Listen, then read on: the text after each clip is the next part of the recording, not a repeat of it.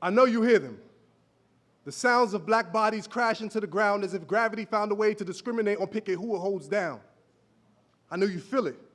It's our history, too heavy to be held up by a constitution full of contradictions, a doctrine that was adopted by deadbeat forefathers who tried to abandon the one they once branded, banish us to ghettos in hopes that we vanish from the blasting of guns that were put in the idle hands of the stranded by a white man named Uncle Sam. Man, listen, I ain't here to point trigger fingers.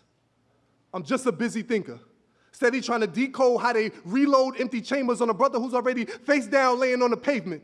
You know, James Baldwin once stated, to be black and relatively conscious in this country means to forever be in anger. That probably explains why the fire in my eyes can never be extinguished. Now either I'm bugging or we're witnessing extermination. But instead of spraying raid and laying down traps, they come and spraying while they call themselves raiding the trap. And that's a fact. 10 times over. If I chose to lie in these rhymes, they wouldn't begin to serve you. The biggest drug cartels in this world have their own commercials.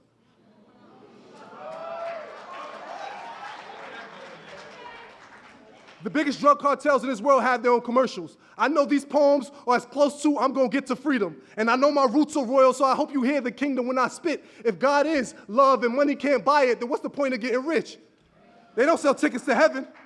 They just create desperate times so we can take desperate measures. But what's the difference between a gangster and a God when reality is just perception? What's the difference between an ex-con and a college grad when success is even subjective? As far as I'm concerned, we're all in debt to a set of predecessors that fought for rights but our seeds will rarely learn about. So forgive me if I'd rather push up truth than sit up here and hope everything's going to work out. I know kids who are concerned about how their life is going to turn out. And who am I to tell them good if they keep their hood off and their head down? Scratch that. I'd rather build a brigade of warriors by telling them the story of how this world will destroy you if you're not strong enough. Instead of humiliating this upcoming generation by saying they lost, I'd rather help be their navigation. A poet and a compass. But I don't call myself conscious because even the so-called conscious be on some con shit. Thank y'all.